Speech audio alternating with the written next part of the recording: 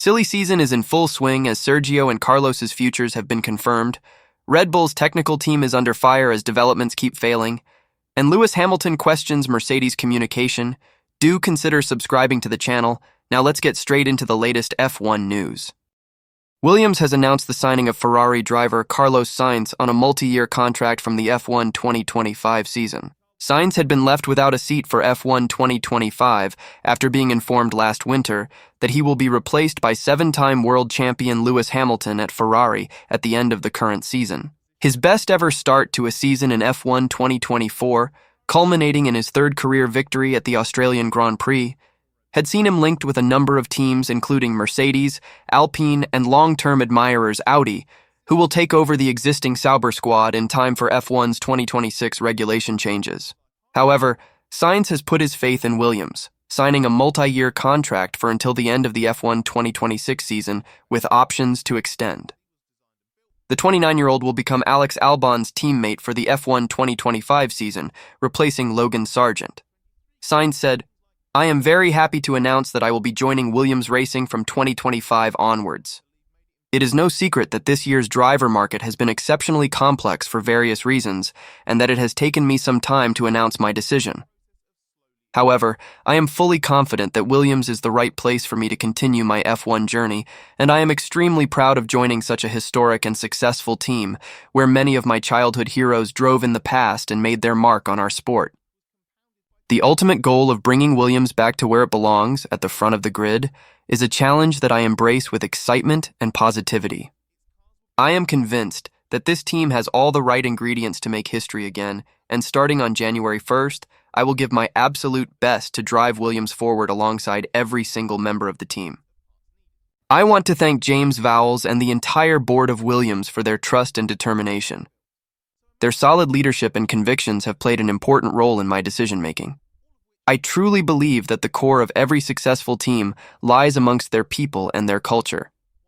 Williams is synonymous with heritage and pure racing. The foundations of the project that lies ahead of us are very strong, and I am really looking forward to being part of it starting next year." Vowles, the Williams team principal, added, "Carlos joining Williams is a strong statement of intent from both parties. Carlos has demonstrated time and again that he is one of the most talented drivers on the grid, with race-winning pedigree, and this underlines the upwards trajectory we are on. Carlos brings not just experience and performance, but also a fierce drive to extract every millisecond out of the team and car. The fit is perfect. In Alex and Carlos, we will have one of the most formidable driver lineups on the grid, and with huge experience to guide us into the new regulations in 2026. Their belief in this organization's mission demonstrates the magnitude of the work going on behind the scenes. People should be in no doubt about our ambition and momentum as we continue our journey back to competitiveness. We are here, we are serious, and with Doralton's backing, we are investing in what it takes to return to the front of the grid. I also want to thank Logan for everything he has done for the team, and know he will continue to fight hard for us in the races ahead." Helmut Marko didn't mince his words as he gave a rather telling "we will" response when asked if Red Bull will discuss Sergio Perez's future this week. Perez may have contested his last Grand Prix as a Red Bull driver in Belgium on Sunday after the under-fire driver failed to shine, despite inheriting a front-row grid slot, courtesy of his teammate Max Verstappen's grid penalty. Starting the race from second on the grid, Christian Horner has revealed a podium was the objective for Perez, but he failed to deliver as he finished P7. Even more worryingly for the Mexican driver, he started 9 places ahead of Verstappen and finished 3 behind him.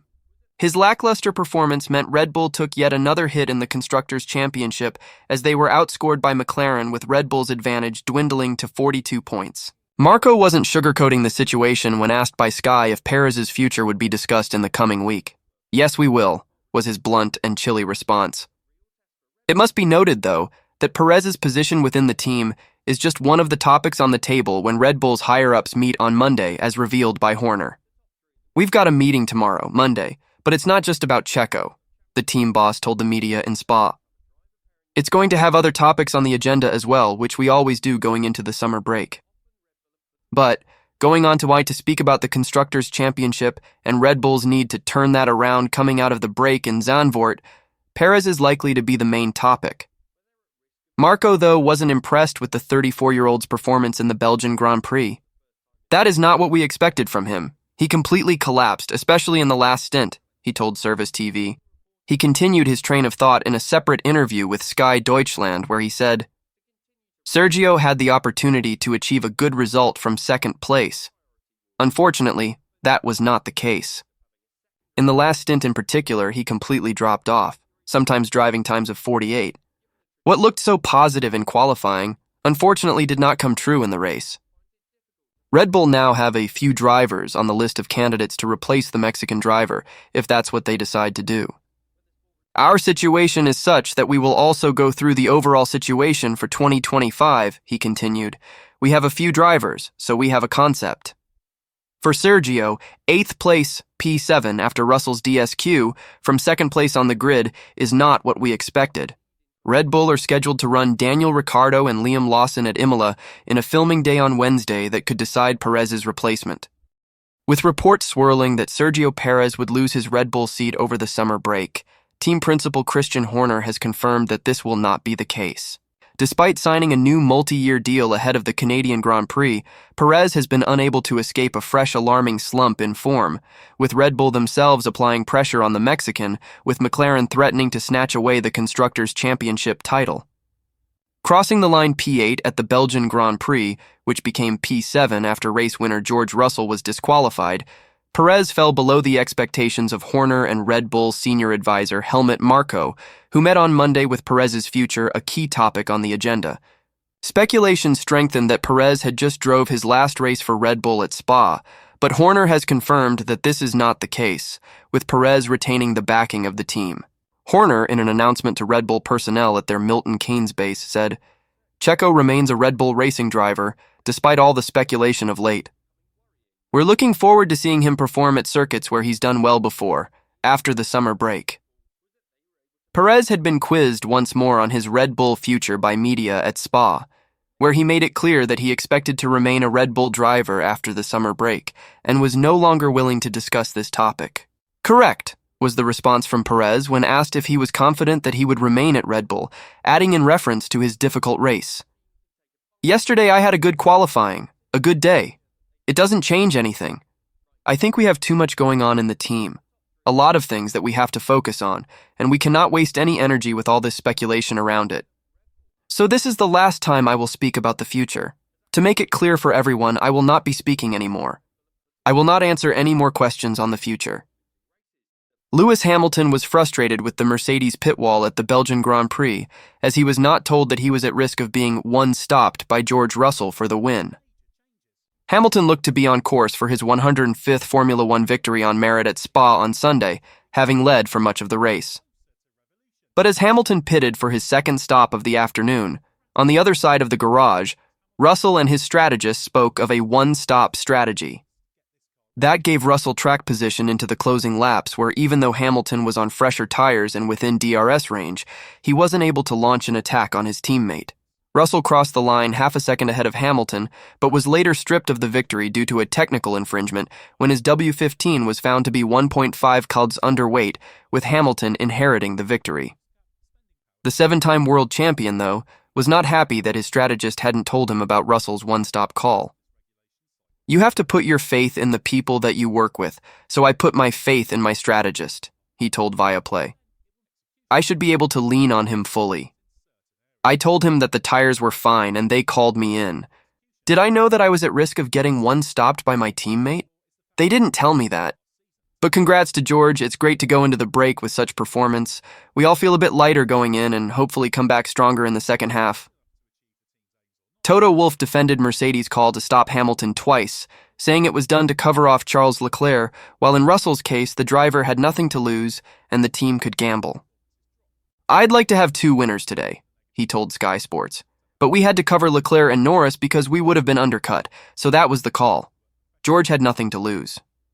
The 1 stop and the 2 stops were showing P5, so we just kept him out. He was very good. Lewis was very good. The strategy played for George and not for Lewis. We didn't think it was possible, but at a certain stage we said, let's stay out, because we would have finished 5th anyway in both scenarios. He made it last. The rumored deadline is here, Sergio Perez's future as a Red Bull racing driver was in doubt after yet another challenging race in Belgium. But his teammate Max Verstappen believes that the bigger problem is elsewhere. In fact, if you ask Max Verstappen, the issues doesn't lie with Perez at all. Instead, it's all down to the car. The 2024 Belgian Grand Prix was a challenging one for both of Red Bull's drivers. Though Max Verstappen technically qualified on pole position, he had to start further down the field thanks to a 10-place grid penalty occasioned by power unit component changes. Unfortunately for him and Red Bull, he was unable to crack the podium in the dominant fashion we've expected from Verstappen over the last few years. Sergio Perez, meanwhile, started the race from the front row of the grid, but struggled with battery problems, tire life, and strategy. He crossed the line 3 places behind his teammate. It's not at all the race Perez would have hoped for.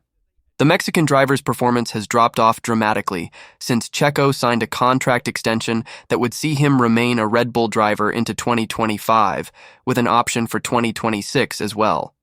As the European portion of the F1 season progressed, the jubilant renewal celebration transformed into rumors that Perez would be axed before the end of the 2024 season if his performance failed to improve. PlanetF1.com understood there to be certain performance clauses in Perez's contract that, if unfulfilled, could see him axed during F1's summer break. That break is upon us, but Perez has an unshakable confidence that he'll remain with the team, while his teammate Verstappen doesn't feel it's fair to blame him for the downturn. Our main concern is the car, Verstappen told assembled media after the Belgian Grand Prix. That's what we should focus on mainly because I think if you look at Checo's weekend, it was very positive. Of course, in the race, it just shows that we have difficulties still with the tire life. I think that should be our main priority. Verstappen has defended Perez previously in the season, doubling down on his belief that the RB20 has let down both drivers through the course of the year. We were just not faster than the cars around us, Verstappen admitted to media after the race, though he did admit that he believes the team maximized its performance in what was largely a damage control race.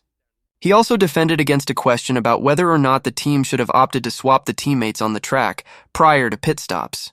No, I don't think it's fair on him because he's doing his own race as well. I think we did the right thing. I don't think that would have mattered a lot in my race. What matters now is the course of Perez's future, something we expect to learn more about during the summer shutdown. We now know that Carlos Sainz will be a Williams driver from next season, but team boss James Vowles cleared up the more immediate future of Logan Sargeant. Having struggled to make the breakthrough Williams hoped for in his second season with the team, Logan Sargeant's future had been looking very uncertain, though speculation of his impending exit was not exclusively focused on a departure at the end of the season. Talk bubbled up that the American racer could fail to see out the season, with Mercedes junior Kimi Antonelli, currently contesting his maiden Formula 2 campaign, name dropped as a contender to come in at Williams mid-season at Sargeant's expense. However, off the back of Sainz agreeing a multi-year deal to join Williams from F1 2025, Vowles' message to Sargeant, expressing confidence that he will continue to fight hard for the team in the races ahead, appears to confirm that Sargeant will be back after the summer break. I want to thank Logan for everything he has done for the team and know he will continue to fight hard for us in the races ahead, said Vowles.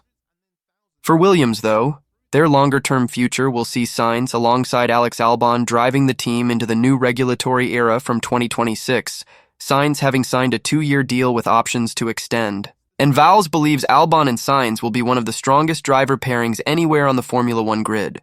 Carlos joining Williams is a strong statement of intent from both parties, he said. Carlos has demonstrated time and again that he is one of the most talented drivers on the grid, with race-winning pedigree, and this underlines the upwards trajectory we are on. Carlos brings not just experience and performance, but also a fierce drive to extract every millisecond out of the team and car. The fit is perfect. In Alex and Carlos, we will have one of the most formidable driver lineups on the grid, and with huge experience to guide us into the new regulations in 2026. Their belief in this organization's mission demonstrates the magnitude of the work going on behind the scenes. People should be in no doubt about our ambition and momentum as we continue our journey back to competitiveness. We are here, we are serious, and with Doralton's backing, we are investing in what it takes to return to the front of the grid. Sainz is one of 7 drivers to claim a Grand Prix win so far in F1 2024, having taken the checkered flag in Australia upon his return from appendix surgery. Amidst speculative reports Adrian Newey was not happy with Red Bull's development path, Ralf Schumacher has declared his successor, Pierre Wache, has not been able to close the gap. 19 years after joining Red Bull to form the most formidable partnership F1 has ever seen, one that included 7 drivers' titles and 6 constructors' crowns, Red Bull announced in May that this would be Adrian Newey's final season as the team's technical guru. Set to leave in the first quarter of 2025, the design guru was relegated to working on the Red Bull RB17 hypercar with a bit of F1 2024 action in play. For the most part, though, 2024 was entrusted to Wache.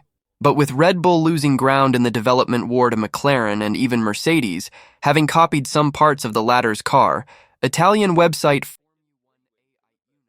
claimed part of the Newey-Red Bull breakup related to the Brits' concerns over Red Bull's path forward. This, reportedly, led to Red Bull taking a step away from the Mercedes focus with their 2024 upgrades in Hungary, only to backtrack on some of those parts in Spa. After Max Verstappen declared his RB20's Hungaroring updates were not good enough, the team rolled back on the engine cover and other parts said to be track-specific in Spa. There, Verstappen was P1 in qualifying by almost 0.6 of a second before an engine grid penalty in the Grand Prix. He nonetheless recovered from P11 to P4. It started at the beginning of the season. Former F1 driver turned Sky pundit Schumacher said of Red Bull's form. One of the most important men left the team, and I believe that the successor has not been able to close this gap yet. He has to prove it when you look at the car. A few things have changed. The car is harder to drive. Both drivers are finding it harder, including Max Verstappen. Red Bull have to come up with something. The wings are not that big at the moment. Since Red Bull's last win in Spain, the team's deficit to McLaren has been reduced from 330, 227 to 408 to 366. Their gap to Mercedes, although still P4, has dropped to 142 points with the Brackley squad winning 3 of the last 4 races. Red Bull recorded just 1 podium result in those 4 races. For those of you who made it this far, I have a big announcement. If you are interested in fan-made F1 merch, I'll be dropping merch designs for all the top drivers in F1. This is the Lewis Hamilton edition, and the full collection will be available before the 4th of August, so check the top link in description or pinned comment. Thanks for watching the video. I'll see you in the next one.